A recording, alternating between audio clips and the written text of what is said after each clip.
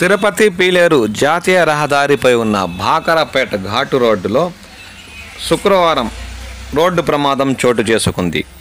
బెంగళూరు నుంచి తిరుపతికి వస్తున్న బస్సు, తిరుపతి నుంచి పీలేరుకు వెళ్తున్న కారు భాకరపేట ఘాటు రోడ్డులోని ప్రమాదకర మలుపులో ఒకదానికి ఒకటి ఢీకొన్నాయి.